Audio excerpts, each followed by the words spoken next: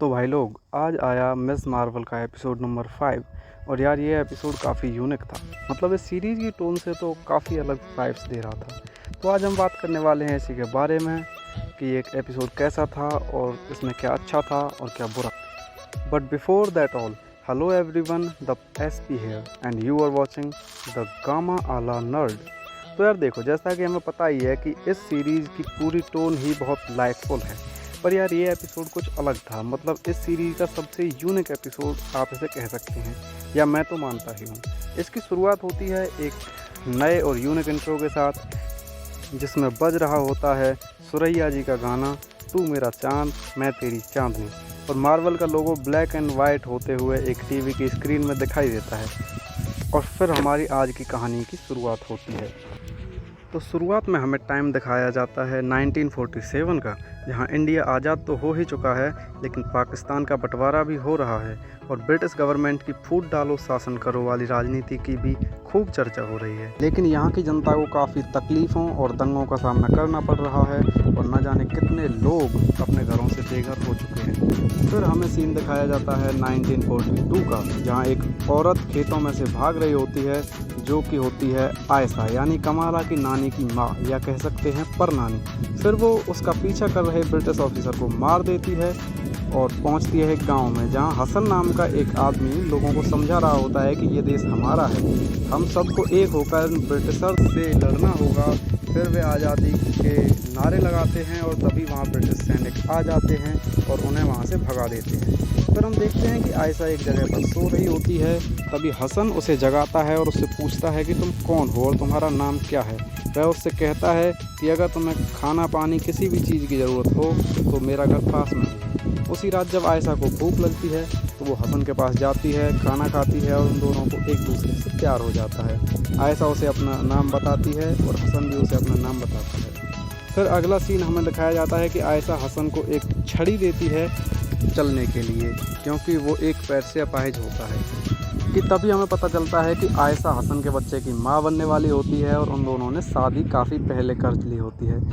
फिर समय बीतता है और आयशा एक बेटी को जन्म देती है, जो आगे चलकर कमाला की नानी बनती है। और धीरे धीरे समय बीतता है और समय आता है 1947 का, जब इंडिया को फुल फ्रीडम मिल चुकी है और आयशा और हसन का परिवार उस गांव में अकेला मुस्लिम परिवार होता है। चारों तरफ दंगे हो रहे हैं, बंटवारा हो चुका है। फिर एक दिन नजमा, कामरान की माँ, आयशा को ढूंढ लेती है और आयशा नजमा से कह देती है कि उसने कड़ा कहीं छुपा दिया है और उसे निकालने में थोड़ा सा समय लगेगा। फिर नजमा चली जाती है और आयशा से कहती है कि तुम्हारे पास कड़े को निकालने के लिए कल शाम तक का समय है। फिर नजमा वहाँ से चली जाती है और आयशा अपने घर आकर अपना सामान बांधने लगती है और पैकिंग शुरू कर देती है। और वो अपने परिवार के साथ कराची जाने वाली आखिरी ट्रेन से पाकिस्तान जाने की तैयारी करने लगती है। वो अपना कड़ा अपनी बेटी सना को पहनाती है और कहती है कि ये हमेशा तुम्हारी हिफाजत करेगा, इसे कभी अपने से दूर मत होने देना। फिर वो प्लेटफॉर्म पर पहुंचते हैं। तभी आयशा को कुछ सेंस होता है और वो हसन को सना की जिम्मेदारी देकर वहाँ से चली जाती है और वहीं पर नजमा उसे मार देती है। फिर सना भी हसन से बिछड़ जाती है और रोने लगती है। हसन सना को ढूंढता है कि तभी घायल पड़ी हुई आयशा उस बैंगन पर लिखी हुई बात को कहती है, what you seek is seeking you. और तभी कमाला भी वहाँ पहुँच जाती है और वहाँ आयशा से मिल भी जाती है। आयशा कहती है कि तुम्हें जाके सना को बचाना होगा और वो उसे अपनी आयशा और हसन, मतलब अपने परिवार की एक तस्वीर भी देती है और वहीं पर दम तोड़ देती है। तभी कमाला सना को अपनी शक्ति से बचाकर हसन तक पहुंचा देती है और सना की शक्ति से वहाँ कुछ तारे भी बन जाते हैं, या कह सकते हैं सना के बेंगल की शक्ति से वहाँ कुछ तारे बन जाते हैं, जो कि कमाला की नानी उसे हमेशा कहानियों में सुनाया करती थी कि उसे तारों ने राह दिखाई। तभी सीन प्रेजेंट में आता है और आखिरी फाइट के बाद वहाँ सभी जिन, कमाला और करीम भी पड़े हुए होते हैं। तभी वो देखते हैं कि सामने कुछ हो रहा है और नजमा कहती है कि पर्दा खुल चुका है। और फिर हमें दिखाया जाता है कि कमाला की माँ बहुत परेशान है और उसे फ़ोन लगा रही है। तभी कमाला के कज़न उन्हें फाइंड माई डिवाइस की सलाह देता है और सीन जाता है कमाला के पास, जहां एक जिन बहुत खुश होकर नजमा से कहती है कि अब हम घर जा सकते हैं। और ये कहती हुई वो उस पर्दे के पास चली जाती है और तभी वहीं कंकाल समेत ख़त्म हो जाती है।